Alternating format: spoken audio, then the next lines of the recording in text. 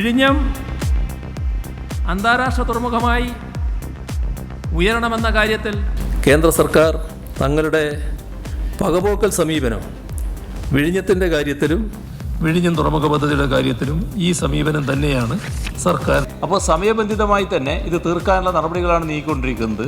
ഒരു ആശങ്കയും ഉണ്ടാകേണ്ടതില്ല.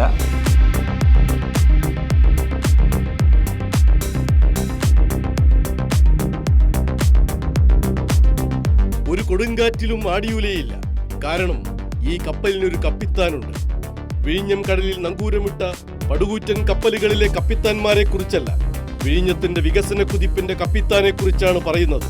പല പ്രതിസന്ധികളുടെ പടുകൂറ്റൻ തിരമാലകൾ മുറിച്ചു നീന്തിയാണ് പിണറായി വിജയൻ എന്ന കപ്പിത്താൻ അതിബൃഹത്തായ തുറമുഖത്തെ അതിവിദഗ്ധമായി കരക്കടുപ്പിച്ചത്.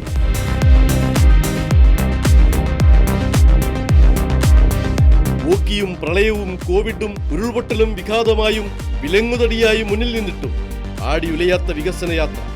കേന്ദ്ര അവഗണന കൊണ്ട് കേരളം അനുഭവിച്ച സാമ്പത്തിക പ്രതിസന്ധിയുടെ ഒരംശവും സർക്കാർ വിഴിഞ്ഞത്തെ അറിയിച്ചില്ല.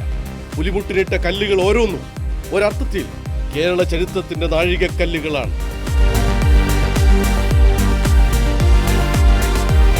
ലോകത്തെ 4ാമത്തെ പടുകൂറ്റൻ കപ്പൽ MSC ടോഡ് ഗിരാർഡറ്റ് ഉൾപ്പെടെ 285 കപ്പലുകൾ ഇതിനകം തന്നെ വിഴിഞ്ഞത്തെത്തിക്കഴിഞ്ഞു. 10 ലക്ഷം കണ്ടെയ്നറുകൾ വന്നാലും പൂപോലെ സ്വീകരിക്കാൻ ആദ്യ വർഷം കൊണ്ട് തന്നെ പ്രാപ്തമാകുന്ന മറ്റൊരു തുറമുഖവും ദക്ഷിണേഷ്യയുടെ ചരിത്രത്തിലില്ല. 1996-ൽ EK നായനാർ സർക്കാർ പ്രാഥമിക നടപടിക്ക് തുടക്കമിട്ട കാലം തൊട്ടുള്ള യാത്രിയുടെ സ്വപ്ന സാഫല്യം. VS അച്യുതാനന്ദൻ സർക്കാരിന്റെ കാലത്താണ് ചൈനീസ് കമ്പനിക്ക് ടെൻഡർ നൽകിയതിനെ സുരക്ഷാ കാരണങ്ങൾ പറഞ്ഞ് കേന്ദ്ര സർക്കാർ തടയിട്ടത്. അന്ന് പൊതുമേഖലയിൽ വിഭാവനം ചെയ്ത പദ്ധതി സ്വകാര്യ പങ്കാളിത്തത്തിലേക്കും അവസാനം അദാനിയിലേക്കും എത്തിച്ചതാകട്ടെ ഉമ്മൻചാണ്ടിയും. അന്ന് സ്വകാര്യ കമ്പനിയുമായി ഉണ്ടാക്കിയ കരാറിൽ കൂടുതലും സംസ്ഥാന താൽപര്യം ഹനിക്കുന്ന വ്യവസ്ഥകളായിരുന്നു. അതിനെതിരെയാണ് ഇടതുപക്ഷം കടൽഭിത്തി പോലെ അണിനിരന്നത്.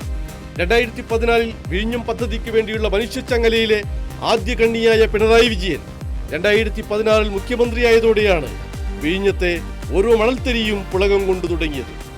വിഴിഞ്ഞം പദ്ധതിക്ക് അതോടെ ഒരു പ്രവർത്തന കലണ്ടറുണ്ടായി. പ്രതിമാസ അവലോകനങ്ങളും പ്രത്യേക ആപ്പുമുണ്ടായി. നിർമ്മാണ സാമഗ്രികളുടെ ലഭ്യത ഉറപ്പാക്കി. നിർമ്മാണം സമയബന്ധിതമാക്കി.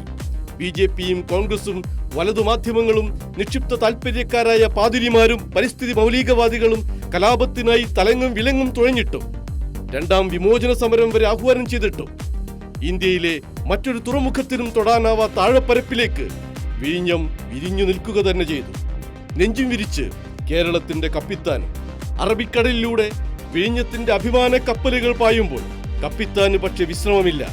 2028-ൽ പദ്ധതി സമ്പൂർണമായും സജ്ജമാകും വരെ. ബിജു മുത്തത്തി, കൈരളി ന്യൂസ്.